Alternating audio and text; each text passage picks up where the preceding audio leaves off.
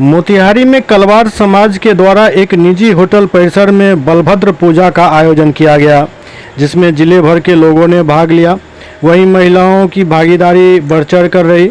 बलभद्र भगवान की पूजा वैदिक मंत्रोच्चार के साथ साथ भगवान बलभद्र की स्तुति के साथ संपन्न हुआ। वहीं कई राजनेता भी पूजा में भाग लिए। बलभद्र भगवान के पूजा के साथ प्रसाद का भी वितरण किया गया।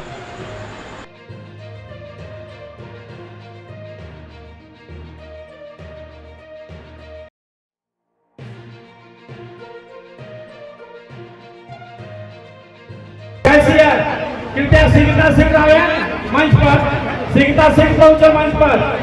अंकुर गुरका जी।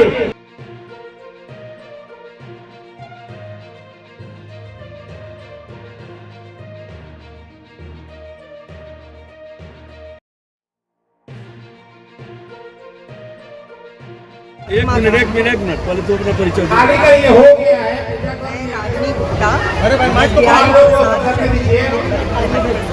और एक्स सांसद रमा देवी की बेटी हूँ और साथ में मैं एडवोकेट भी हूँ सुप्रीम कोर्ट और हाई कोर्ट में। मैथ्स पढ़ाती हूँ बच्चों को, इंजीनियरिंग के बच्चों को दिल्ली, और मेरा घर है यहाँ मेरी जन्मभूमि है।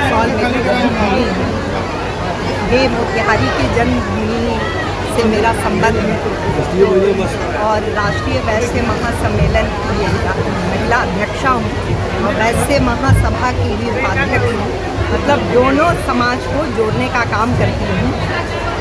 इस भूमि पर ये जानते ही हैं कि महात्मा गांधी की कर्म भूमि है और वीर हो गया है मोतिहारी, रक्सौल, चंपारण की धरती। आप लोग को थोड़ा सा नहीं है, आप लोग भक्त हैं और सारे स्पर्श करके तोड़ रहे हैं। आप लोग सारा स्पर्श करके तोड़ रहे हैं।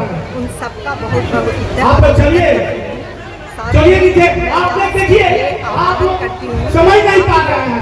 आप लोग समझ नहीं पा रहे हैं। या बाबा नायक, इन लोगों के भी पूजन स्थल में जाइए, उनको भी अपने पूजनोत्सव में बुलाइए। कि समाज संगठित जब तक नहीं रहेगा तब तक आप कमजोर रहेंगे।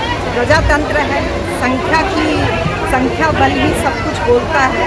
तो आपकी संख्या जब तक इतनी ज़्यादा नहीं होगी कि उसकी खनक ऊपर तक नहीं जाए, हुक्मरानों तक नहीं जाए और हर विधाओं में, हर जगह में अधिकारियों के बीच में राजनीतिक चेतना जब तक ना जागे तब तक व्यर्थ है।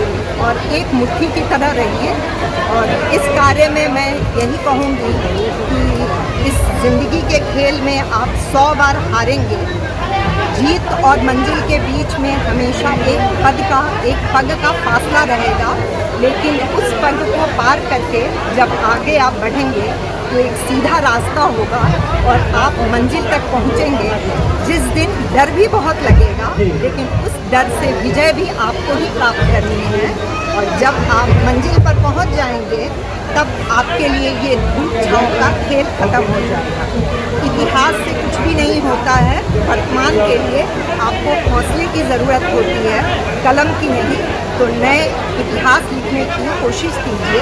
बलभद्र जी हमारे वंशज हैं, हम बहुत बहादुर हैं, बहुत ज़्यादा नीतिवान थे। केवल बहादुर, बलशाली ही नहीं, बहुत बहादुर थे।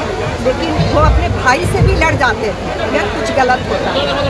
तो न्याय और धर्म की लड़ाई लड़िए और जो उन्होंने किया था उसको और आगे बढ़ाइए।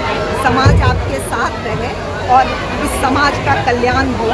मेरी यही आप लोगों से विनती है कि सब संगठित रहें और